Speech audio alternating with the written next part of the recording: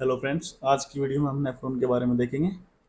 तो नेफ्रॉन क्या रहता है? लास्ट वीडियो में हमने किडनी की एनाटॉमी पढ़ी थी सारी की सारी। तो हमने देखा था कि किडनी में जो फंक्शनल यूनिट है किडनी की, उसको हमने क्या नाम दिया? नेफ्रॉन। ठीक है। At birth each kidney have 1 million nephron. Approximately 1 million nephron रहते हैं ईच किडनी में एट बर्थ। बर्थ के बाद no further nephrons are added. ठीक है। नेफ्रॉन क्या रहता है? दो पार्ट से मिलके बनता है नेफ्रॉन। एक रहता है ग्लोमेरुलस और दूसरा रहता है रीनल ट्यूब्यूल। ठीक है। अब ग्लोमेरुलस क्या है? ग्लोमेरुलस एक गुच्छा है कैपिलरीज का। कैपिलरीज क्या रहती है? कैपिलरीज रहती है small blood vessels. Small blood vessels, उसको कैपिलरीज बोलते हैं अपन। ठीक है। जो कनेक्ट करती है दो वेसल्स को आपस में। ठीक है। तो एक गुच्छा है टफ्ट ऑफ कैपिलरीज, जो कि किससे बना है? Formed by afferent arteriole. Afferent arteriole, efferent arteriole क्या रहता है ये हम बाद में देखेंगे। अभी इतना याद कर लो कि glomerulus is a tuft of capillaries formed by afferent arterioles. ठीक है। एफरेंट आर्टीरियोल अपना किसकी ब्रांच है? किससे निकलता है? Renal artery. रीनल रीनल मतलब किडनी की आर्टरी से निकलता है ये। ठीक है। तो फर्स्ट पार्ट हो गया अपना ग्लोमेरुलस, सेकंड पार्ट अपना रीनल ट्यूब्यूल। अब रीनल ट्यूब्यूल कहाँ से बिगिन होता है? रीनल ट्यूब्यूल बिगिन होता है with double walled cup like structure, जिसका अपन ने नाम दिया बोमन्स कैप्सूल। एक बाउल बाउल की फॉर्म में, एक कटोरे की फॉर्म में एक स्ट्रक्चर है डबल वोल्ड, उसको अपन ने नाम दिया बोमन्स कैप्सूल। उधर से अपना रीनल ट्यूब्यूल बिगिन होता है। जैसे ये स्ट्रक्चर में हम देख रहे हैं, ये कप लाइक स्ट्रक्चर जो हमें दिख रही है, ये क्या है? अपना बोमन्स कैप्सूल। और इसके ऊपर क्या रखा है? ये टफ्ट ऑफ कैपिलरीज, जिसका नाम हमने क्या दिया था? ग्लोमेरुलस। ठीक है। तो क्या करता है ये बोमन्स कैप्सूल? क्या करता है? It encloses the glomerulus. ठीक है। ग्लोमेरुलस को इनक्लोज करता है इसके ऊपर। ठीक है ना। एफरेंट आर्टीरियोल क्या रहता है?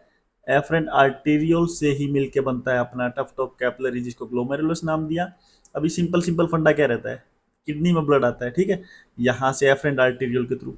ठीक है। एफरेंट आर्टीरियोल से ब्लड आया किडनी में। मैं सारा का सारा अभी बता देता हूँ, वो अपन फिर डिटेल में एक्सप्लेन करेंगे सारा। ठीक है। अभी किडनी में क्या क्या हुआ? किडनी में ब्लड आया थ्रू एफरेंट आर्टीरियोल। तो एफरेंट आर्टीरियोल से ये कहाँ पे चला गया? Tuft of capillaries, this is glomerulus. Glomerulus में आ गया। अभी वहां से कहाँ जाएगा? वहां से नीचे रीनल ट्यूब्यूल में जाएगा ब्लड। ठीक है। कैसे? फिल्टर होके यहाँ से। ठीक है। ये फिल्ट्रेशन अपन पढ़ेंगे प्रोसेस। जितना फिल्टर हो गया वो नीचे आ गया। बाकी के ब्लड को कौन कैरी करेगा? यहाँ से ग्लोमेरुलस से।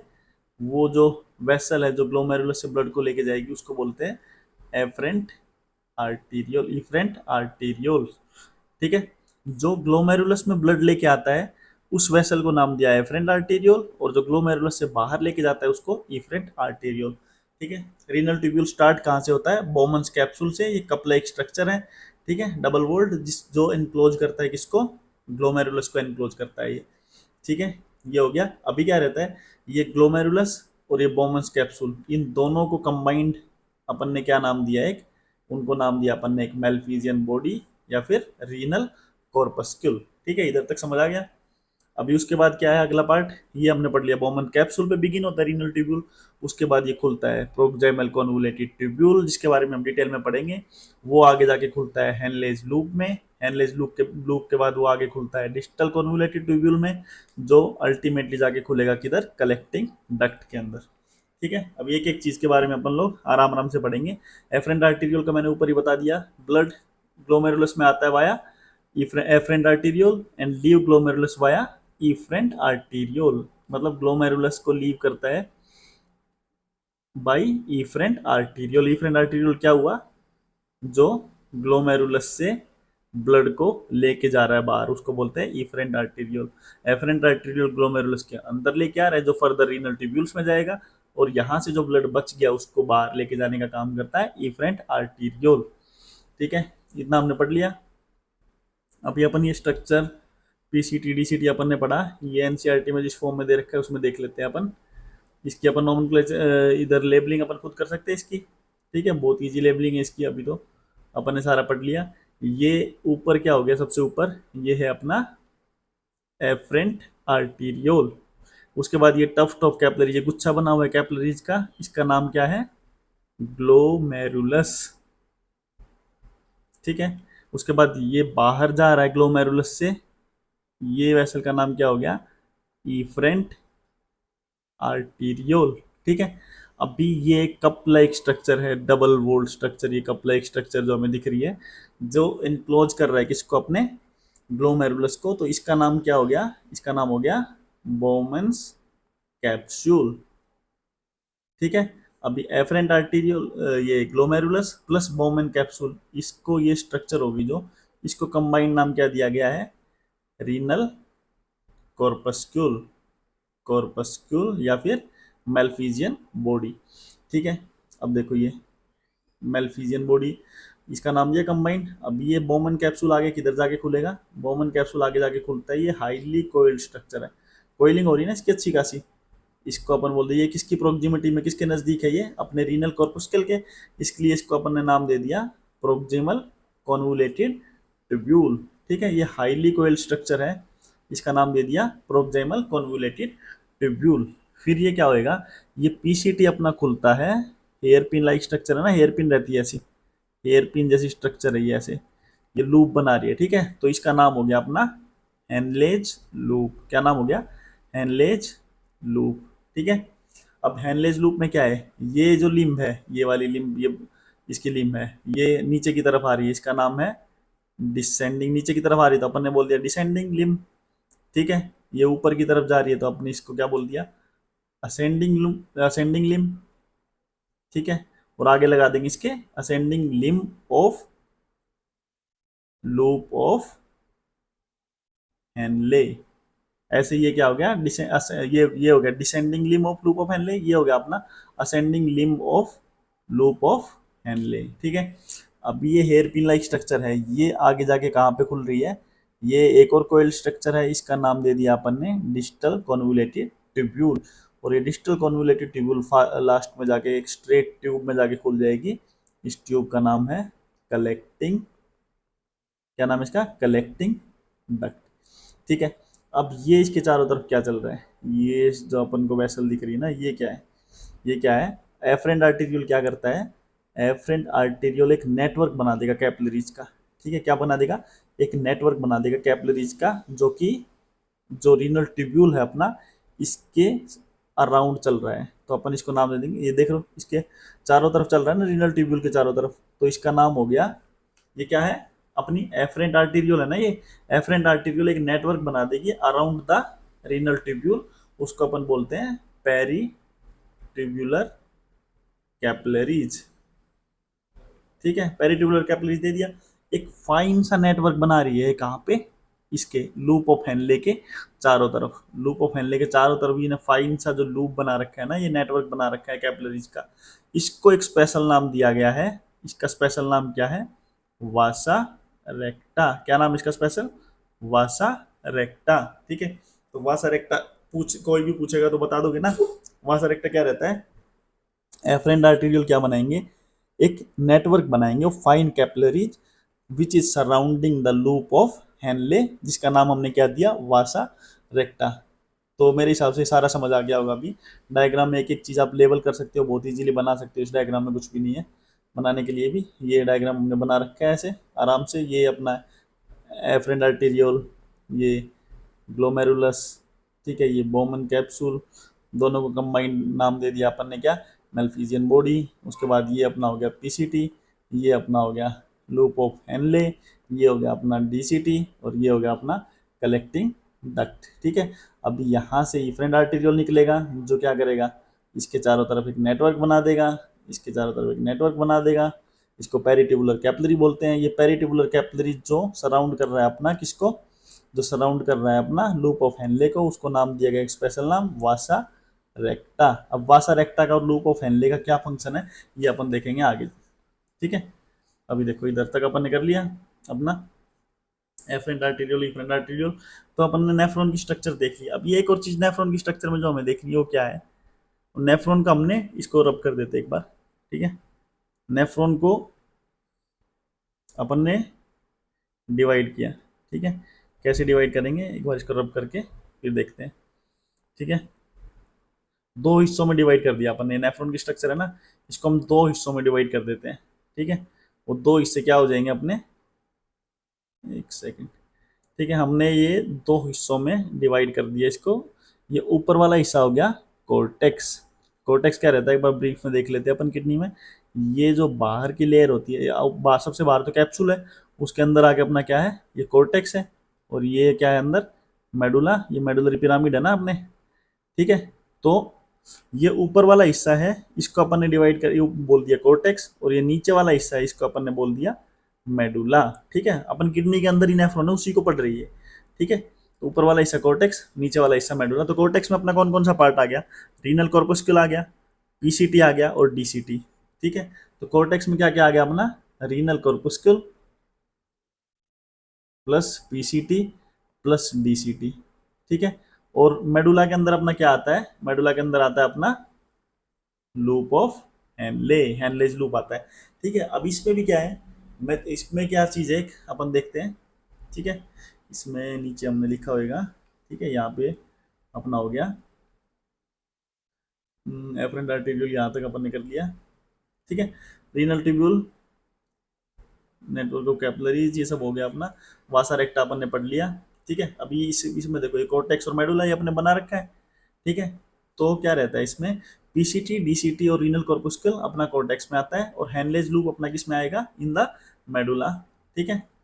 अब कुछ केस में, मेजोरिटी ऑफ केसेस में क्या रहता है, हैनलेज लूप का, ये हैनलेज लूप है ना, मेजोरिटी ऑफ केसेस में क्या होएगा, हैनलेज लूप छोटी सी रहती है, लंबी नहीं रहती, टू शॉर्ट, छोटी हैनलेज लूप है, छोटी सी रहती है। तो वो क्या करेगी, very little part, very little और स्मॉल पार्ट होएगा जो हैनलेज लूप का, वही अपना मेडुला में आ रहा होता है, ठीक है।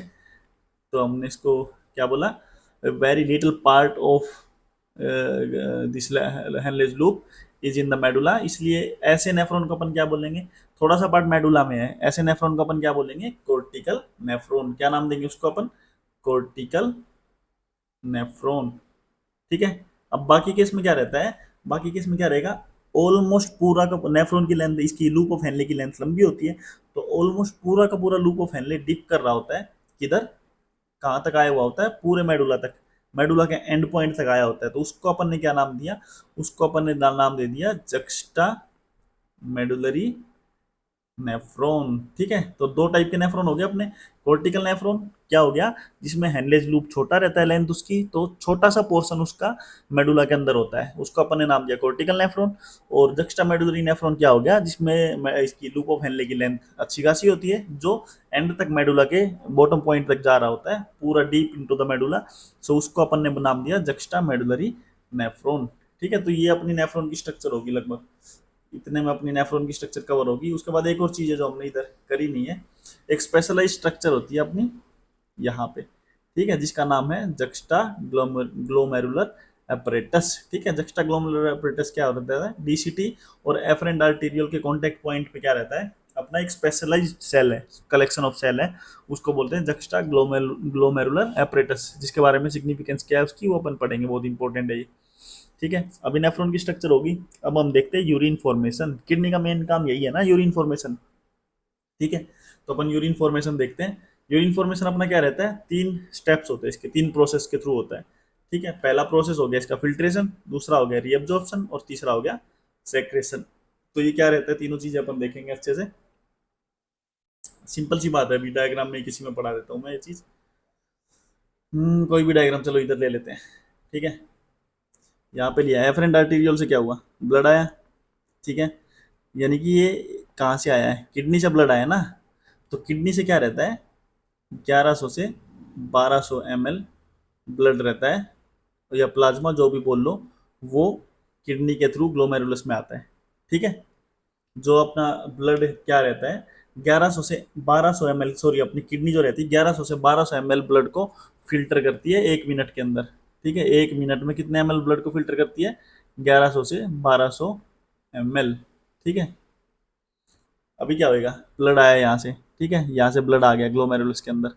अब यहाँ पे क्या होएगा, यहाँ पे लगी हुई है छलनियाँ, ठीक है, सीयू बोलते हैं ना, सीयू, छलनी, पूरा का पूरा ऐसे तो है नहीं कि कोई भी ब्लड आया सारा का सारा सीधा का सीधा रीनल ट्यूब्यूल्स में चला गया, ऐसा नहीं होता। यहाँ पे क्या रहती है, 3 लेयर की छलनी रहती है, जिसमें अच्छे से उसमें प्योरीफाई होके फिल्टर होके ही अंदर ब्लड जाता है, ठीक है।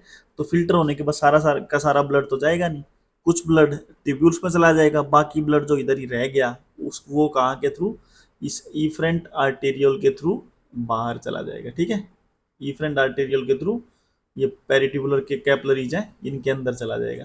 ठीक है, सिंपल सी बात समझ में आ गई ना। किडनी ने 1100 से 1200 ml फिल्टर करने के लिए ब्लड लिया अपनी नेफ्रॉन के अंदर, रेफरेंट आर्टेरियल के थ्रू कैपिलरीज में आया, उसमें से कुछ ब्लड तो फिल्टर होकर रीनल ट्यूब्यूल्स में नीचे चला गया यूरिन बनने के लिए, और बाकी का जो ब्लड बच गया वो एफरेंट आर्टेरियल उसको बाहर लेके चली गई। ठीक है, तो ये अपना प्रोसेस है फिल्ट्रेशन। ये मैंने अभी बताया ना, छलनी रहती है ग्लोमेरुलस में, उस छलनी के थ्रू ही जाता है। और वो छलनी कितने लेयर की होती है? 3 लेयर की। Blood coming from the different arterioles into the glomerular capillaries before entering into the renal tubule it is being filtered. 3 layer के थ्रू फिल्ट्रेशन होएगा इसका। पहली लेयर जो है उसकी वो है अपनी ग्लोमेरुलर की कैपिलरीज है जो, उसी का endothelium, endothelium of the glomerular capillaries. दूसरी लेयर जो है वो क्या है? Basement membrane. बेसमेंट मेम्ब्रेन क्या रहती है अब बताते हैं। जो थर्ड लेयर है उसको अपन बोलते हैं बोमन्स एपिथीलियम। अब ये ऐसे मान के चलो कि ये तो अपना बोमन कैप्सूल था, तो ये बोमन एपिथीलियम, उसके बाद ये अपना कैपिलरीज थी ग्लोमेरुलस, तो ये ग्लोमेरुलस की एंडोथीलियम। ठीक है, और उनके बीच में जो स्पेस बच गया वो है अपना ग्लोमेरुलस का बेसमेंट मेम्ब्रेन। ठीक है, तो एंडोथीलियम से पहले प्योरीफाई हुआ, फिल्टर हुआ प्लाज्मा, उसके बाद बेसमेंट मेम्ब्रेन के थ्रू पास होएगा। ठीक है, फिर लास्ट में पास होएगा बोमन्स एपिथीलियम। और बोमन एपिथीलियम का ही दूसरा नाम क्या है? पोडोसाइट, या फिर उसी को अपन बोलते हैं फुट प्रोसेस। क्या बोलते हैं? Foot process. ये पोडोसाइट क्या है? पैर के जैसा होता है। ये अपन ने देख लिया पोडोसाइट। ये पोडोसाइट क्या है? एक दूसरे से कनेक्टेड है स्लिट लाइक स्ट्रक्चर में। ठीक है, और ये इस तरीके से कनेक्टेड है एक दूसरे से कि ये अपने बीच में बिल्कुल थोड़ा सा स्पेस छोड़ते हैं। इससे क्या होएगा? इससे ये होएगा कि मैक्सिमम प्लाज्मा फिल्टर आउट हो जाएगा। ठीक है, ये इस तरीके से अरेंज है कि most of the plasma will filter out through it, except except large size का जो भी पार्टिकल होगा वो नहीं जा पाएगा ना इसके अंदर से, क्योंकि चलनी है, लार्ज साइज के पार्टिकल को नहीं जाने देगी। तो most of the plasma will be filtered except proteins. ठीक है, प्रोटीन्स बड़े साइज के रहते हैं तो प्रोटीन फिल्टर आउट नहीं हो पाएंगे, प्रोटीन उधर ही रह जाएंगे। ठीक है, पढ़ लिया अपन इधर से। तो इस प्रोसेस को, क्योंकि 3 लेयर के थ्रू ये फिल्ट्रेशन हो रहा है, लास्ट की लेयर अपनी पोडोसाइट्स है जिसमें क्या है? स्लिट प्रोसेस बने हुए हैं, इस वे में अरेंज है कि maximum plasma will be filtered out of them except the large size particle like proteins will not be filtered out. So इसी को अपन ने क्या बोल दिया? इसको अपन ने नाम दिया अल्ट्रा फिल्ट्रेशन। क्या नाम दिया? Ultra filtration. अल्ट्रा फिल्ट्रेशन समझ में आ गया? 3 लेयर के थ्रू। ठीक है, अब क्या होएगा? अब एक सिंपल सी चीज देखो, मैंने बताया था 1100 से 1200 ml 1 मिनट में अपनी किडनी फिल्टर करती है। ठीक है, अपना कार्डियक आउटपुट कितना है? वो है अपना 5000 ml, मतलब 1/5 ऑफ द कार्डियक आउटपुट क्या होएगा? अपनी किडनी फिल्टर आउट करेगी 1 मिनट में। अब 1 मिनट में 1100 से 1200 ml फिल्टर आउट कर रही है, इसका मतलब क्या हो गया? एक दिन में कितना फिल्टर आउट करेगी? 180 litre of the blood will be filtered in 1 day. ठीक है, 180 लीटर ब्लड फिल्टर हो जाएगा एक दिन में। लेकिन हम लोग यूरिन कितना पास करते हैं एक दिन में? 1 to 1.5 लीटर। इसका मतलब क्या हो गया? इसका सीधा सीधा मतलब हो गया कि 99% ऑफ द प्लाज्मा है ना वो रीअब्जॉर्ब हो जाएगा, रीअब्जॉर्प्शन हो जाएगा उसका 99% का। ठीक है, क्योंकि 1 to 1.5 लीटर ही तो अपन यूरिन अपना एक्सक्रीट कर रहे हैं ना, बाकी सारा का सारा ब्लड क्या हो जाएगा? वापस रीअब्जॉर्ब हो जाएगा। ठीक है, उसी को अपन क्या बोलते हैं? रीएब्जॉर्प्शन। और अभी रीएब्जॉर्प्शन अपना ट्यूब्यूल्स में रहता है, उसके बारे में पढ़ते हैं अच्छे से। ठीक है, तो रीएब्जॉर्प्शन अपन ने देख लिया ना। 1100 से 1200 ml ब्लड आया, उसमें से कितना फिल्टर होता है? एक और चीज इससे पहले देखेंगे अपन। अभी ये अपन फिर से एक बार बना लेते हैं। ठीक है, ये अपनी ग्लोमेरुलस हो गया, एफरेंट आर्टेरियल हो गया, यहाँ से आया कितना? 1100 से 1200 ml। अभी जितना छनने के बाद, यहाँ से जितना का जितना फिल्टर होने के बाद ब्लड यहाँ पे पहुंच रहा है बोमन कैप्सूल में, और यहाँ से ट्यूब्यूल में आगे, उस ब्लड को अपन क्या बोलते हैं? फिल्ट्रेट। जो फिल्टर होके आ गया इधर उसको बोलते हैं फिल्ट्रेट। और जितना ब्लड आया वो कितना रहता है? नॉर्मली 125 ml पर मिनट। ठीक है, 125 ml पर मिनट आता है। और इसी के बेसिस पे अपन ने ये बताया था ना ऊपर कि ऊपर अपन ने एक चीज डिस्कस करी थी कि 1100 से 1200 तो ml ब्लड आता है अपनी बॉडी में। ठीक है, किडनी प्योरीफाई करने के लिए लेती है, लेकिन उसमें से जो अपना ब्लड फिल्टर होके बाहर आता है बोमन कैप्सूल के थ्रू, वो 125 ml पर मिनट ही ब्लड है, और 125 ml एक मिनट में फिल्टर आउट हो रहा है। उसके हिसाब से हमने देखा था कि 180 लीटर ऑफ ब्लड फिल्टर्ड। ठीक है, क्योंकि वो 1100 से 1200 नहीं लेंगे, वो शायद मैंने गलत बोल दिया ऊपर, 1100 से 1200 ml तो ब्लड एंटर करता है, ठीक है, ग्लोमेरुलस में, लेकिन उसमें से सिर्फ 125 ml फिल्टर होता है। वो जो फिल्टर होकर ब्लड आया उसको अपन ने नाम दिया फिल्ट्रेट, और इस प्रोसेस को नाम दिया अपन ने ग्लोमेरुलर फिल्ट्रेशन रेट। क्या नाम दिया? GFR। GFR क्या हो गया? मतलब ग्लोमेरुलस ने कितना ब्लड फिल्टर कर दिया, किस रेट पे फिल्टर कर रहा है, वो रेट कितनी है? 125 ml पर मिनट, और इसके हिसाब से एक दिन में फिल्टर आउट कर देगा, एक फिल्टर रेट निकाल देगा 180 लीटर, लेकिन हमें वो 1 से 1.5 लीटर ही बाहर निकालते हैं, बाकी का 99% क्या हो जाएगा? रीएब्जॉर्ब। ठीक है, अब ये रीएब्जॉर्प्शन देख रहे थे अपन, रीएब्जॉर्प्शन किधर किधर से होएगा? रीनल ट्यूब्यूल में, बोमन कैप्सूल से ब्लड आ गया नीचे, नीचे ब्लड किधर आएगा? पीसीटी, प्रोक्सिमल कॉन्वोलेटेड ट्यूब्यूल, जिसको अपन डायग्राम में भी देखेंगे, अभी उसको देख लेते हैं। पीसीटी क्या रहता है अपना?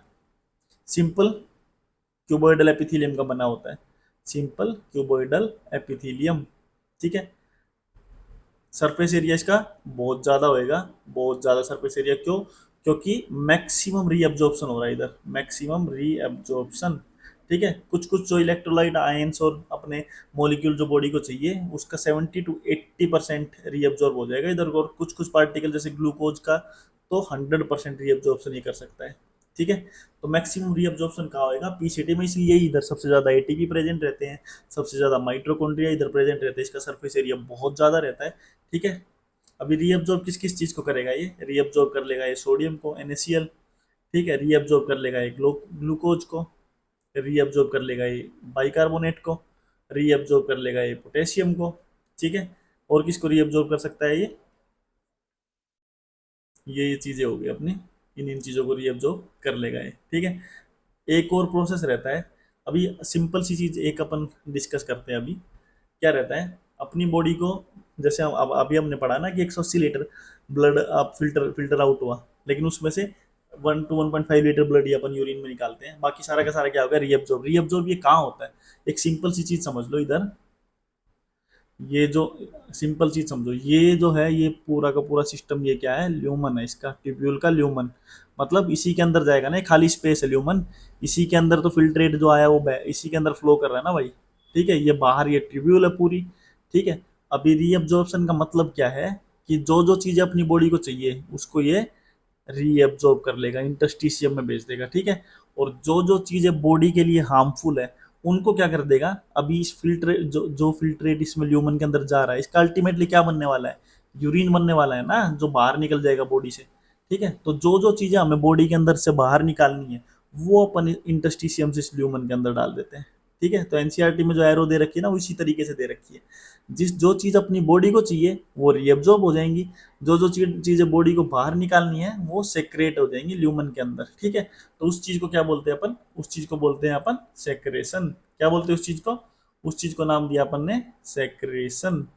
ठीक है, तो नॉर्मली सेक्रेशन 3 चीज़ों का रहता है। ठीक है, सोडियम का, ना सॉरी पोटेशियम का, H+ आयन का, और अमोनिया का, इन 3 चीज़ों का सेक्रेशन होता है नॉर्मली।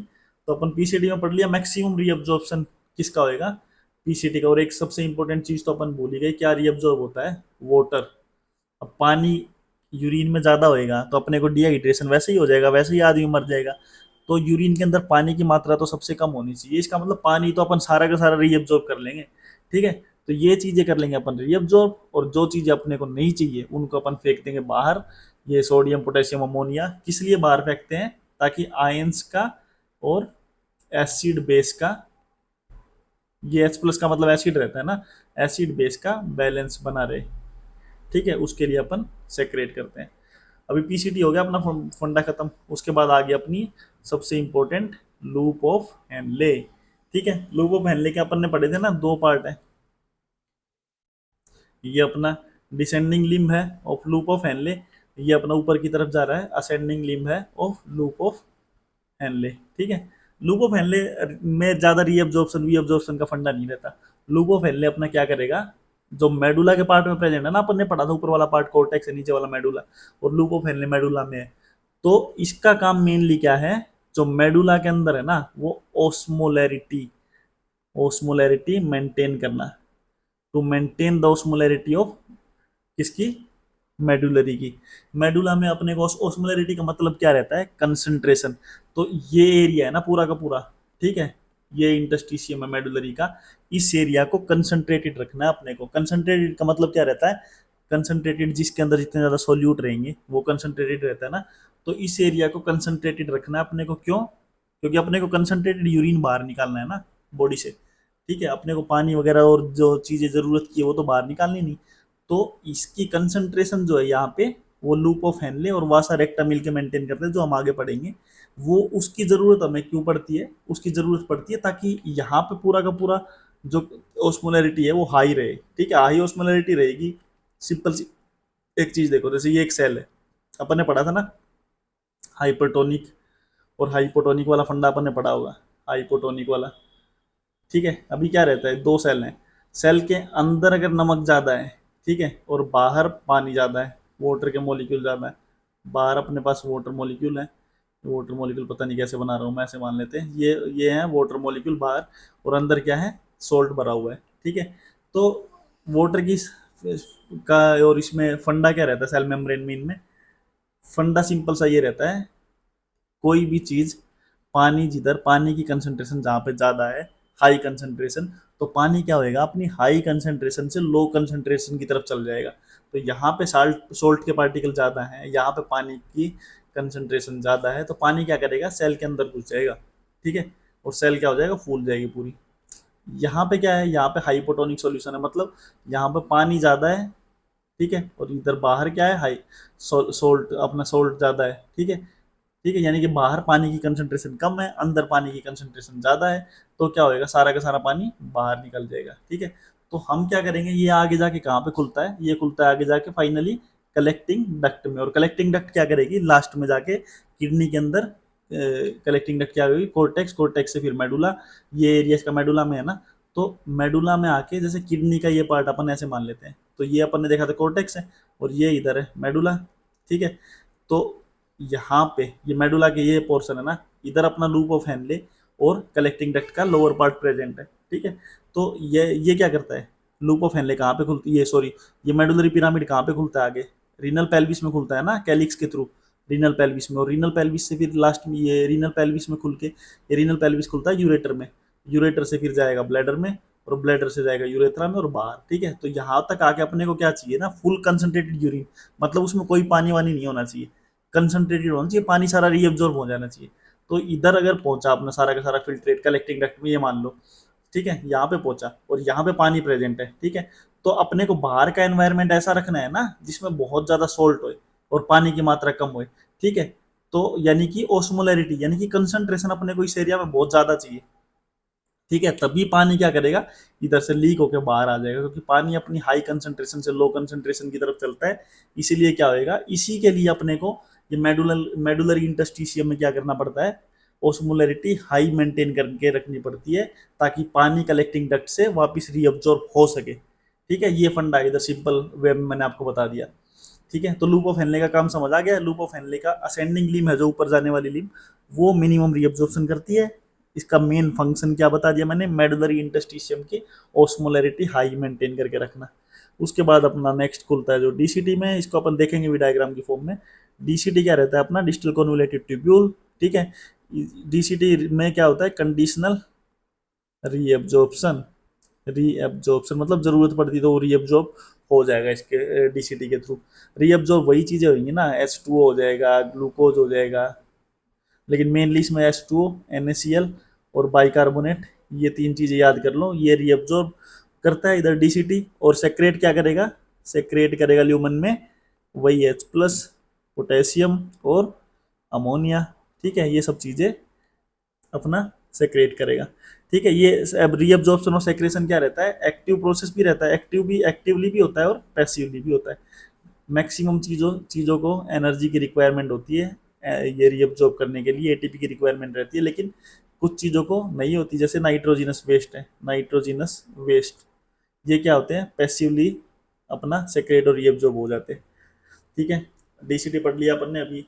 इसके बाद नेक्स्ट चीज क्या होगी, डीसीटी में एक और चीज प्रेजेंट है जो अपन ने पढ़ा था ना ऊपर, juxta glomerular apparatus. Juxta glomerular apparatus ये कहाँ पे प्रेजेंट है, डीसीटी और एफरेंट आर्टीरियोल के कॉन्टेक्ट पॉइंट पे, ठीक है। जक्स्टा ग्लोमेरुलर एपरेटस का काम क्या है भाई, ये अपना क्या है, जीएफआर सेंसर है। जैसे ही जीएफआर में फॉल होएगा, जीएफआर गिरेगा, कम हो जाएगा, वैसे ही क्या करेगा, एक्टिवेट हो जाएगा जक्स्टा ग्लोमेरुलर अपरेटस जी जे जी ए सेल, और ये क्या कर देगा, रेनिन को एक्टिवेट कर देगा एक तो, ठीक है। रेनिन को एक्टिवेट करने से क्या हो जाएगा, रेनिन को एक्टिवेट करने से एंजियोटेंसिन 2, एंजियोटेंसिन 1 कन्वर्ट हो जाएगा एंजियोटेंसिन 2 में। और एंजियोटेंसिन 2 के दो फंक्शन है भाई, एक फंक्शन तो है वेजो कंस्ट्रिक्शन, और दूसरा फंक्शन इसका क्या है, दूसरा फंक्शन है इसका एल्डोस्टेरोन। एल्डोस्टेरोन कहाँ से, एड्रीनल कोर्टेक्स से एल्डोस्टेरोन को रिलीज करवा देगा। और एल्डोस्टेरोन का काम क्या है, वाटर एंड सोल्ट का री एब्जॉर्प्शन, वाटर और सोल्ट को रीअब्जॉर्ब करा देगा। इससे क्या होगा, जीएफआर अपना बैक टू नॉर्मल। और वेजो कंस्ट्रिक्शन क्या करा देगा, ब्लड का फ्लो बढ़ा देगा, ब्लड प्रेशर बढ़ा देगा, जिससे जीएफआर नॉर्मल, ठीक है। ये प्रेजेंट है एफरेंट आर्टेरियोल और डीसीटी के कॉन्टेक्ट पॉइंट पे। अभी डीसीटी कहाँ पे, जो फिल्ट्रेट को किधर जाके खोल देगा, वो खोल देगा कलेक्टिंग डक्ट में। कलेक्टिंग डक्ट के बारे में अपन ने पढ़ा है, ठीक है। अभी ऊपर मैंने बताया था maximum reabsorption of, maximum reabsorption बोल लो या फिर फाइनल रीअब्जॉर्प्शन बोल लो, फाइनल रीअब्जॉर्प्शन ऑफ वाटर। अभी क्या है, फाइनल स्टेप आ गया ना, ये तो आखिरी कलेक्टिंग डक्ट के थ्रू अभी कहाँ पे खुल जाएगा ये जाके खुलेगा रीनल पेल्विस में, किसके थ्रू, कोर्टेक्स और मेडुलरी पिरामिड के थ्रू, ठीक है। अभी उधर से यूरेटर में, यूरेटर से ब्लैडर में, ब्लैडर से यूरेथ्रा में, और यूरिन बाहर। तो अपने को इधर क्या चाहिए, फाइनल जगह है भाई, यहाँ तक तो अपने को कंसंट्रेट सारा का सारा पानी बाहर निकालना ही पड़ेगा, नहीं तो बॉडी से पानी चला जाएगा, वैसे ही अपन डिहाइड्रेट होकर मर जाएंगे, ठीक है। इसीलिए ये क्या होता है, final reabsorption of water take place. और इसके अलावा कलेक्टिंग डक्ट क्या करता है, यूरिया रिलीज करवाता है कहाँ पे, इंटरस्टिशियम में। इंटरस्टिशियम क्या है, मतलब ये मान लो यार, स्ट्रक्चर देखिए, जैसे ये कलेक्टिंग डक्ट, ये खाली जगह है ना, इधर फेंक देगा यूरिया, जो वासा रेक्टा और अपना लूप ऑफ हैंडल ले लेंगे, ठीक है। अब ये हो गया अपना यूरिन फॉर्मेशन, ठीक है। यूरिन फॉर्मेशन का प्रोसेस स्टार्ट समझ आया ना, तीन स्टेप में होता है ये, पहला अपना अल्ट्राफिल्ट्रेशन, दूसरा रीअब्जॉर्प्शन और तीसरा सेक्रेशन। तीनों चीजें अपन ने देख ली।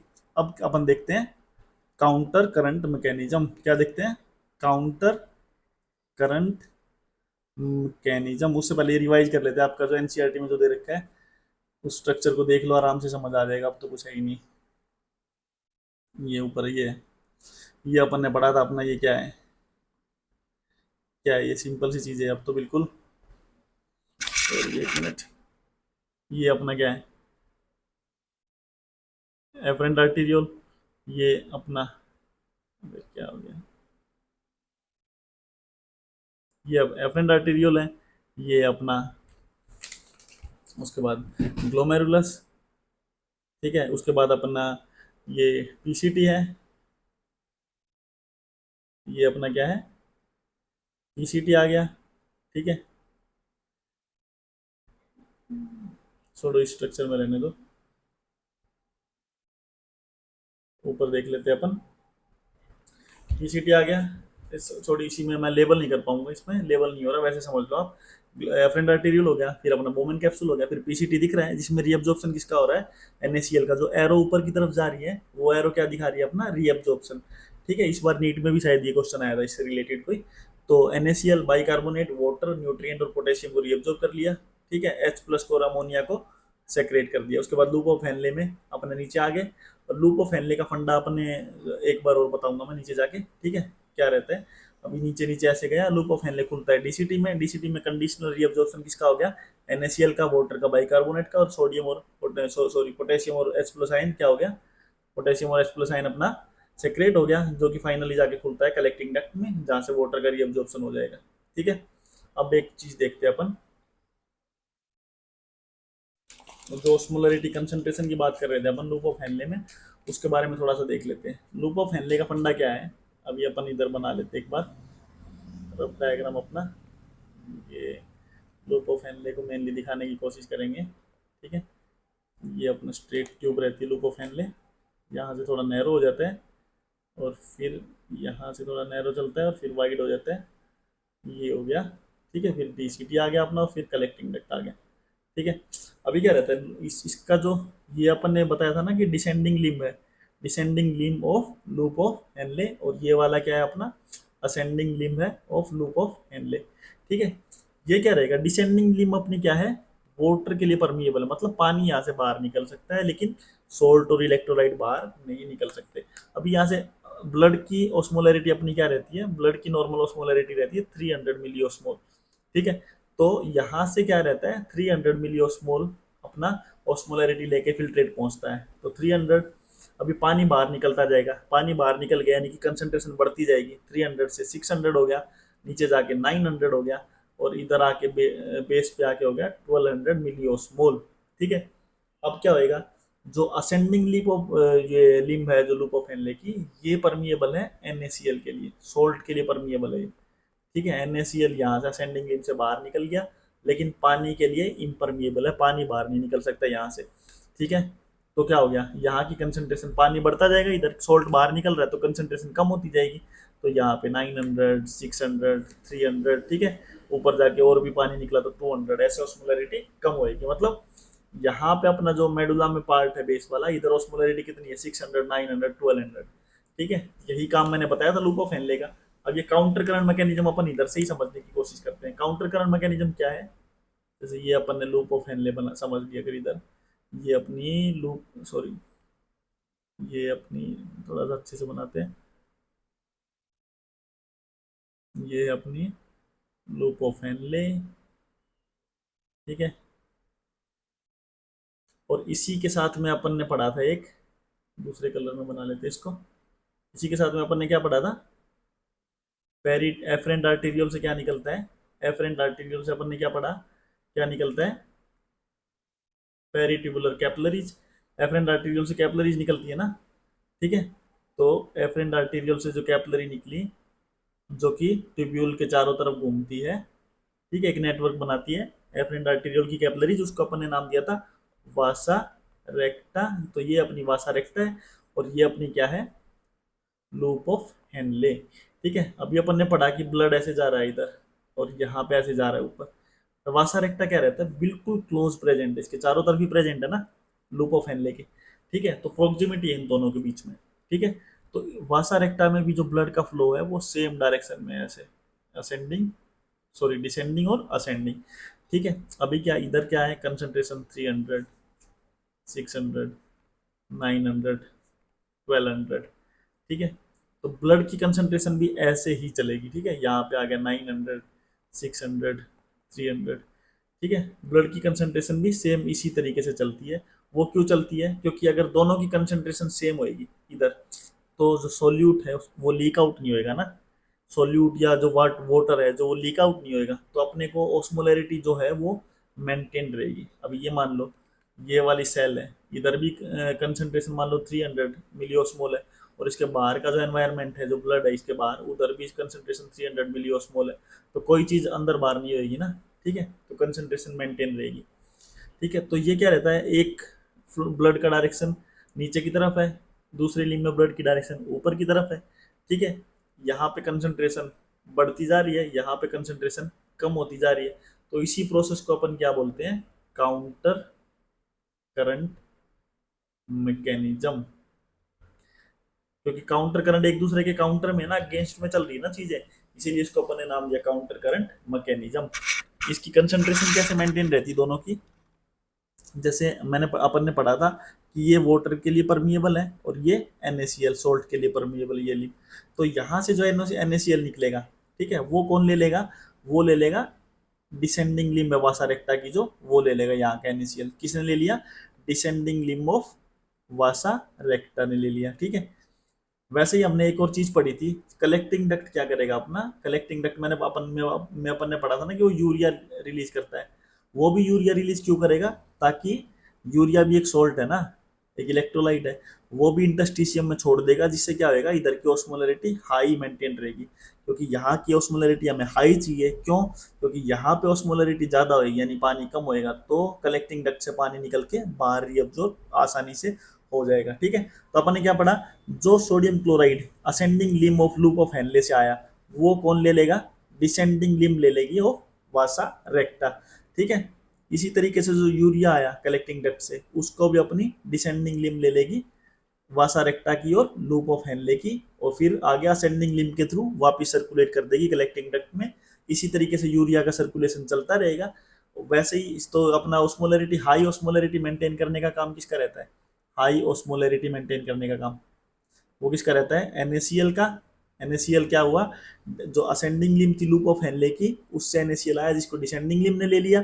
ठीक है, डिसेंडिंग लिम से फिर अगली लिम में रिलीज हो जाएगा, वापिस इंटरस्टिशियम में चला जाएगा, मतलब ये सर्कुलेट करता रहेगा। वैसे ही कलेक्टिंग डक्ट से यूरिया सर्कुलेट करता रहेगा। ठीक है, किस चीज के लिए ये फंडा हो रहा है, ये सारा का सारा फंडा हो रहा है किस चीज के लिए, ये सारा का सारा फंडा हो रहा है ताकि जो कलेक्टिंग डक्ट है उसके चारों तरफ इंटस्टिशियम में यानी कि मेडुलरी इंटस्टिशियम में अपन हाई ऑस्मोलरिटी मेंटेन कर पाए, ताकि वहां से कलेक्टिंग डक्ट से वाटर रीअब्जॉर्ब हो जाए इजीली। वाटर को रीअब्जॉर्ब करना है मैक्सिमम अमाउंट में, अपने को जितना ज्यादा कंसंट्रेटेड हो सकता है, जितना ज्यादा कंसंट्रेटेड हो सकता है उतना कंसंट्रेटेड यूरिन अपन को कलेक्टिंग डक्ट से कहाँ भेजना है। अब ये देखो कलेक्टिंग डक्ट से कहाँ भेजना है, अब ये मान के चलो ये अपना कोर्टेक्स है किडनी का।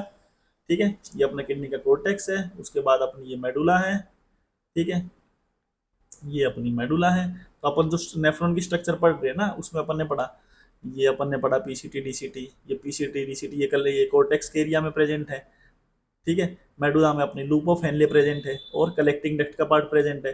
तो अपने को यहाँ पे जो मेडुला का टिप है इधर अपने को क्या चाहिए, यहाँ पे आगे खुल रही है ना जो मैं ये अपना जो लूप ऑफ हेनले है और जो अपना कलेक्टिंग डक्ट है इधर आगे खुल रही है, तो यहाँ पे अपने को ऑस्मोलरिटी हाई चाहिए। ठीक है, क्यों, ताकि कलेक्टिंग डक्ट क्या कर सके, सारा का सारा पानी रीअब्जॉर्ब करके वापस भेज सके इधर कोर्टेक्स में, और जो कंसंट्रेटेड यूरिन है वो कहाँ पे रिलीज कर पाए, वो यहाँ पे रीनल पेल्विस में, उधर से यूरेटर लेके जाएंगे कंसंट्रेटेड यूरिन को जो कि जाके खुल जाएंगे ब्लैडर के अंदर, उस यूरेथ्रा से अपना यूरिन बाहर निकल जाएगा। कितना यूरिन बाहर निकालते हैं, 1 to 1.5 लीटर यूरिन अपना एक दिन में बाहर निकलता है through the process which is called as micturition. Micturition के थ्रू अपन यूरिन पास आउट कर देंगे। ठीक है, तो ये counter current mechanism, counter current mechanism का मतलब क्या हो गया कि जो एक लीम में तो नीचे की तरफ डायरेक्शन में ब्लड फ्लो कर रहा है और एक लीम में ऊपर की डायरेक्शन में, एक लीम में कंसंट्रेशन कम होती जा रही है, एक लीम में कंसंट्रेशन बढ़ती जा रही है, तो वासा रेक्टा और इन दोनों में मैकेनिज्म सेम रहता है। वासा रेक्टा इसके पैरेलल ही क्यों चल रही है, अगर पैरेलल नहीं चलेगी वासा रेक्टा, ये मान के चलो आप, ये अपनी क्या थी, लूप ऑफ हेनले थी और ये नॉर्मल ब्लड वेसल होंगी कोई भी। ठीक है, कोई भी नॉर्मल ब्लड वेसल इसके चारों तरफ प्रेजेंट है। ठीक है, मान लिया अपन ने ब्लड की अपन ने ऑस्मोलरिटी कितनी देखी थी, 300 मिली ऑस्मोल रहती है। ठीक है, और यहाँ पे अपन ने ऑस्मोलरिटी देखा 300, 300 के बाद 600, 600 के बाद 900, ठीक है, 900 के बाद 1200। ठीक है, अब यहाँ पे 1200 ml है, 1200 मिली ऑस्मोल है, यहाँ पे 900 मिली ऑस्मोल है, बाहर क्या है 300 मिली ऑस्मोल, मतलब बाहर ऑस्मोलरिटी कम है, अंदर ऑस्मोलरिटी ज्यादा है, तो क्या होएगा, सारा का सारा पानी अंदर घुस जाएगा, इधर अंदर पानी घुस जाएगा तो ऑस्मोलरिटी हाई मेंटेन हुई नहीं हुई ना, क्योंकि डाइल्यूट हो जाएगा ये, तो नॉर्मल ब्लड वेसल नहीं होती। इसीलिए जो specialized group of blood vessel और कैपिलरीज हैं उसका नाम अपन ने दिया वासा रेक्टा, जो कि इसके साथ साथ में चलती है, जो कि जिसकी कंसंट्रेशन लूप ऑफ हेनले की कंसंट्रेशन से सेम रहती है, जिससे जो ऑस्मोलरिटी है वो मेंटेन रहती है। ठीक है, स्पेशलाइज्ड मैकेनिज्म है, पूरा का पूरा अपनी बॉडी में भगवान ने अपने को इस तरीके से अरेंजमेंट करके दी है ताकि कंसंट्रेटेड यूरिन अपन बॉडी से बाहर निकल पाए। अब एक और चीज पढ़ लेते हैं अपन, क्या है वो चीज दे रखी है रेगुलेशन। रेगुलेशन, अब ये सारा का सारा प्रोसेस है, इसको रेगुलेट करने के लिए भी कुछ बॉडी में प्रेजेंट है। एक तो अपन ने पढ़ लिया था जक्स्टा ग्लोमेरुलर एपरेटस, जो अपन ने पढ़ा था, जीएफआर अगर डाउन आता है तो उससे अपना रेनिन रिलीज होएगा। रेनिन क्या करेगा, एंजियोटेंसिन 1 से एंजियोटेंसिन 2, एंजियोटेंसिन 2 से दो काम, वेजोकंस्ट्रिक्शन और एल्डोस्टेरोन। एल्डोस्टेरोन क्या करेगा, वाटर और सोल्ट का रीअब्जॉर्प्शन करा देगा, और वेजोकंस्ट्रिक्शन ब्लड प्रेशर बढ़ा देगा, ब्लड फ्लो बढ़ा के ये क्या कर देगा, जीएफआर इंक्रीज कर देगा। ठीक है, पहला तो ये हो गया। उसके बाद अपने हाइपोथैलेमस से क्या रिलीज होता है, हाइपोथैलेमस सबसे बड़ा थाला जो अपनी बॉडी में प्रेजेंट है, उससे क्या रिलीज होएगा, हाइपोथैलेमस से रिलीज होता है एडीएच। क्या, ADH, anti diuretic hormone. Diuretic का मतलब क्या रहता है, डायूरेसिस मतलब यूरिन के थ्रू पानी का बाहर निकलना, एंटी डायूरेटिक का मतलब यूरिन के थ्रू पानी को बाहर नहीं निकलने देता ये।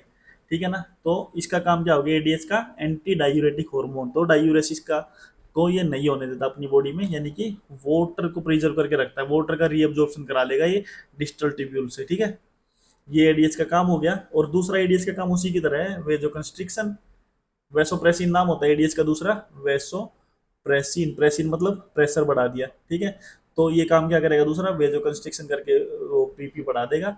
ये कब एक्टिवेट होता है, ये एक्टिवेट होता है जब अपनी बॉडी में क्या होएगा, ब्लड वॉल्यूम बिल्कुल कम हो जाती है, ब्लड वॉल्यूम कम हो गया, फिर एकदम ब्लड का लॉस हो गया, तब ये हाइपोथैलेमस से एंटी डायूरेटिक हार्मोन और वेजोप्रेसिन दूसरा नाम इसका, वो एक्टिवेट होएगा। वो क्या करेगा, एंटी डायूरेसिस करेगा। मतलब डायूरेसिस का मतलब होता है यूरिन के थ्रू पानी का बाहर निकलना।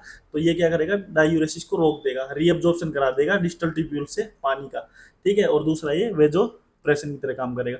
ये दोनों क्या क्या करते हैं, वेजो कंस्ट्रिक्शन कराते हैं। अभी एक चीज है जो अपनी बॉडी में, उसका नाम है नेट्रीयूरेटिक पेप्टाइड, ठीक है। ANP, anti no sorry atrial natriuretic peptide, ठीक है। ये क्या काम करेगा, ये जब एट्रिया की जो वॉल है, अपने हार्ट में एट्रिया है ना, उसकी वॉल पे अगर प्रेशर ज्यादा हो रहा है, मतलब ज्यादा ब्लड आ रहा है, इसका मतलब सिंपल ब्लड का प्रेशर बढ़ा हुआ है, ठीक है, यानी कि वेसल्स का क्या रहा है, कंस्ट्रिक्शन हो रहा है। तो ये क्या करेगा, कंस्ट्रिक्शन का उल्टा होता है, कंस्ट्रिक्शन का उल्टा, यानी कि वेजो डाइलेशन। वेजो डाइलेशन करा के ये क्या करेगा, ब्लड प्रेशर और डायरेक्टली ब्लड के प्रेशर को जो क्या कर देगा, ये रिड्यूस कर देगा, ठीक है। तो एएनपी क्या करता है, अगेंस्ट में काम करता है एडीएच के, और दूसरा अपना जक्स्टा ग्लोमेरुलर अपरेटस है उसके, क्योंकि वे करा रहे थे वेजो कंस्ट्रिक्शन, ये कराएगा अपना वेजो डाइलेटेशन। तो ये अपन ने नेफ्रॉन के बारे में सब कुछ पढ़ लिया।